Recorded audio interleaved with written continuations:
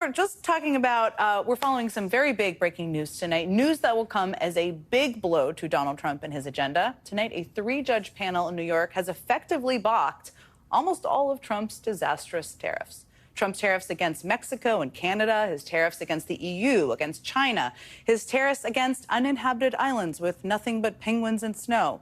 They are all blocked by this federal court decision. It comes out of the United States Court of International Trade, which is a specialized court you may or may not have ever heard of, but it deals specifically with trade issues.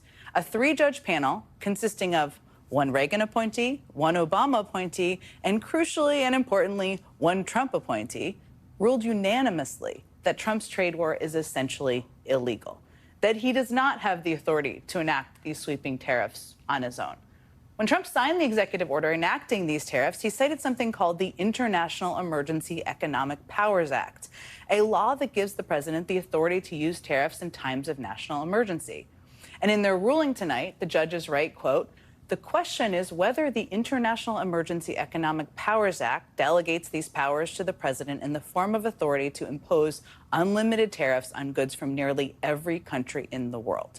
The court does not read the law to confer such unbounded authority and sets aside the challenged tariffs imposed thereunder. The law does not grant tariff authority to the president simply when he finds or determines that an unusual and extraordinary threat exists. I sense a little snark there. I appreciate it. But man, when you put it that way, it all kind of makes a lot of sense, doesn't it? I mean, I'm not an expert in international trade law, but Trump's justifications for these tariffs have always been pretty thin, as Chris and I were just talking about. Trump claimed his tariffs on Canada were to stop fentanyl trafficking, even though less than 1% of the fentanyl we seize at the border comes from Canada, less than 1%. Now, for the first time, we have a federal court saying that we all kind of sort of knew to be true already. The president's justification for this trade war is BS. And that is not all. The court tonight also ordered that all of the tariffs Trump has collected so far be vacated.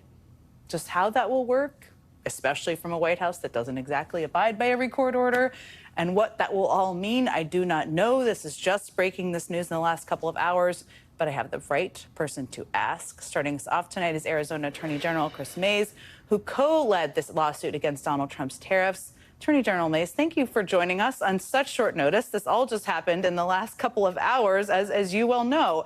Let me just start, because I think we're all trying to digest this, and people at home are wondering what this exactly means. It's our understanding that this ruling applies to all tariffs except for the ones imposed on steel and aluminum. First, is that right? And can you just give us the scope of the impact of this ruling tonight? Sure. Thanks, Janet. Thanks for having me. It's a huge day for American consumers, for small businesses all throughout this country who were on the precipice of being absolutely devastated and harmed by these tariffs. And so we are celebrating this. We, like you, are still digesting it. But essentially, you're right. I mean, the Court of International Trade, in a very thoughtful decision, said that essentially all of the tariffs that Donald Trump engaged in under IEEPA, basically the April tariffs, are unlawful. And so they are enjoined. They are essentially enjoined as of tonight, as you and I are speaking. It looks like the Trump administration has made it clear they're going to try to appeal this decision, and they'll probably seek a stay. But for now, this is good news for the people of America. No question about it. I mean, there's been understandable panic, concern about costs in so many areas of goods that people rely on. I want to get to the legal next steps in a moment, but I just want to ask, I mean, the three-judge panel also ordered that any tariff payments already collected be vacated, which sounds like it means be paid back. Is that what it means? And how exactly would that work? Yeah, I think we're still sorting through that, so I don't want to be too declarative about that. But yes, essentially, it vacates the tariffs and it enjoins them from going forward. So that's why we're expecting Trump to try to appeal this decision.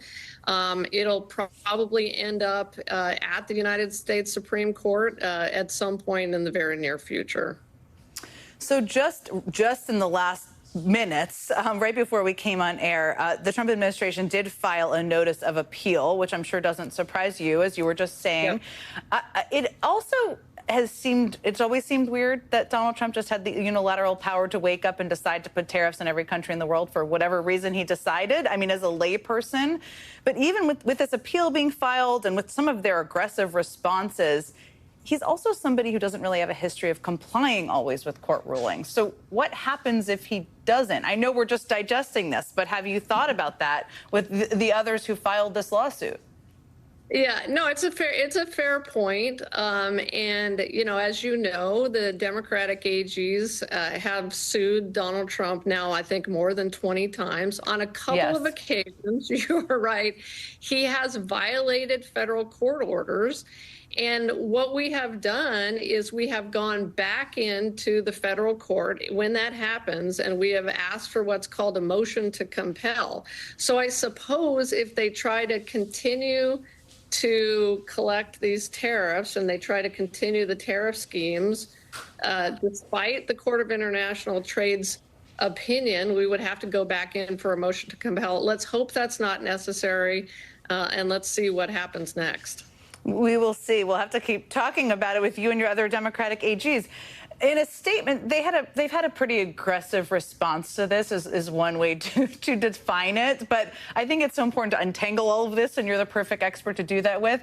In a statement after the ruling, the White House said America's trade deficits constitute a national emergency, and that's up to the president to decide, not judges. I mean, essentially, the court seemed to say the opposite. But what do you say to that?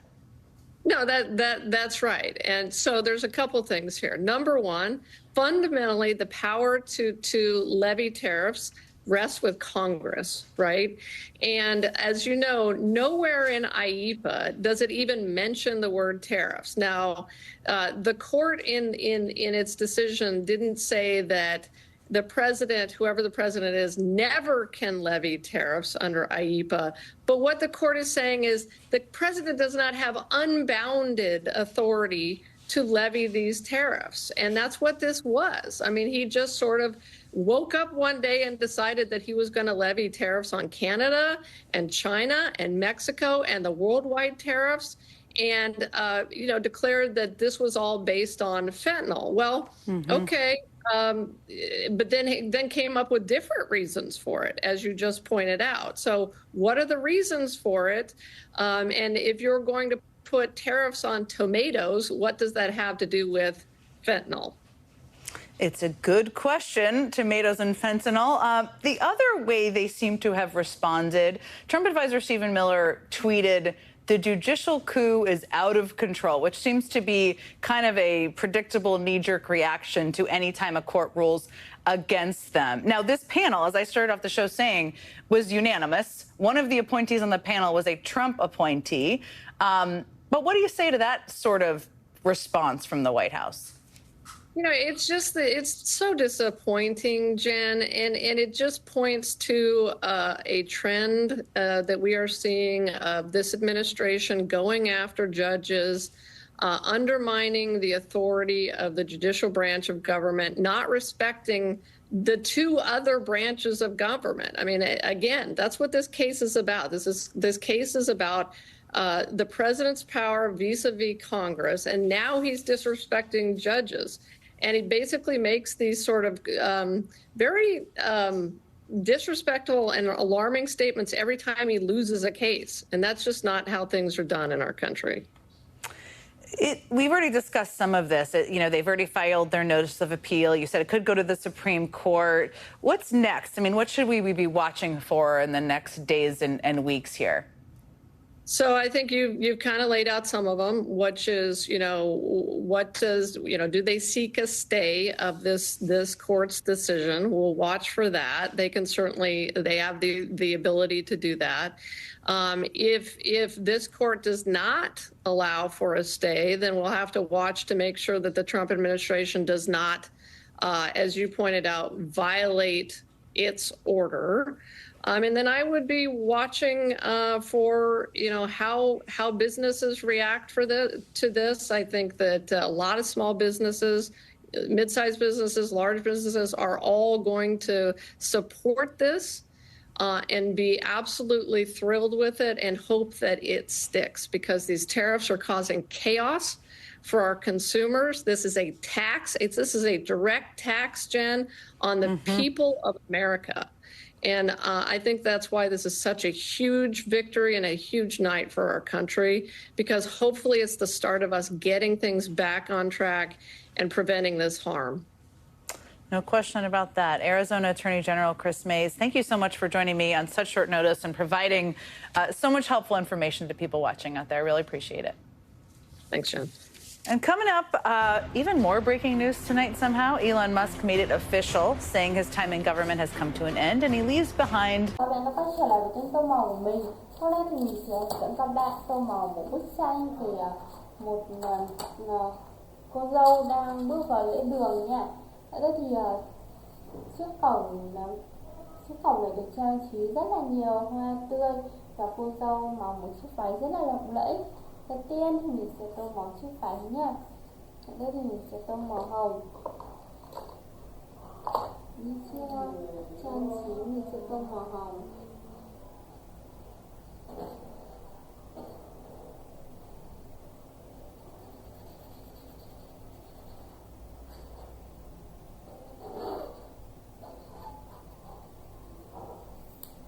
Rồi chiếc váy thì mình sẽ tô màu hồng nha.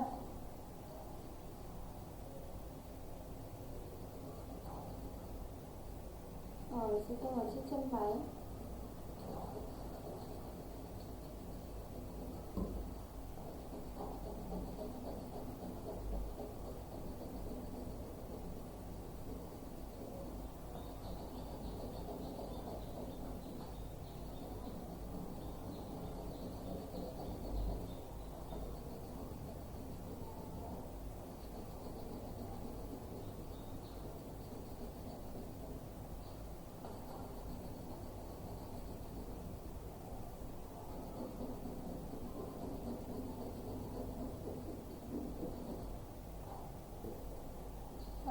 Tiếp theo thì mình sẽ tô màu tiếp về chiếc cổng hoa. Chiếc cổng hoa thì mình sẽ tô những bông hoa nha. Mình sẽ tô những bông hoa này cùng một màu, mình sẽ tô một màu đỏ hồng.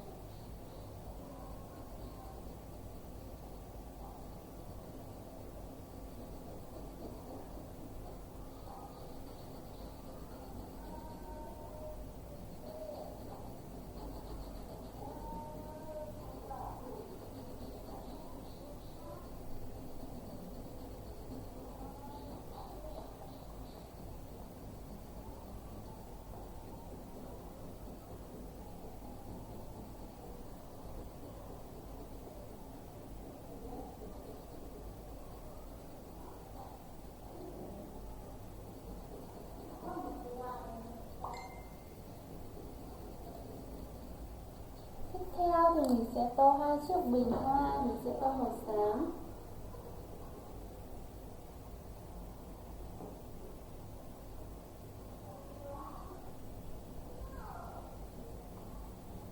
Rồi chiếc một cầu thang này thì mình sẽ lựa chọn tô màu xanh.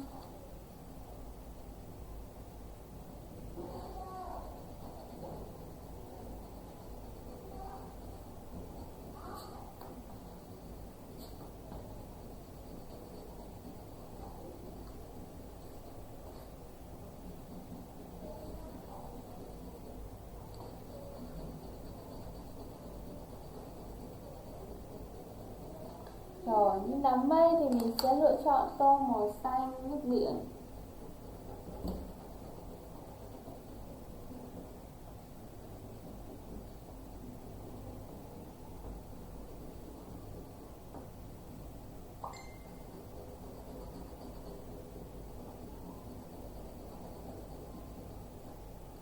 Rồi, tiếp theo thì mình sẽ tô màu xám.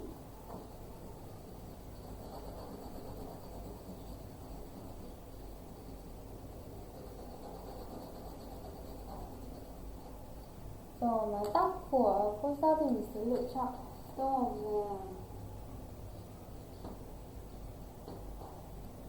Vậy là mình đã tô màu và hoàn thiện xong bức tranh về cô dâu đang bước xuống đường nha. Thì các bạn có thể tham khảo qua cách tô màu này của mình Chia sẻ tô màu đến đến hết. Hẹn gặp lại tất cả các bạn trong video tô màu tiếp theo.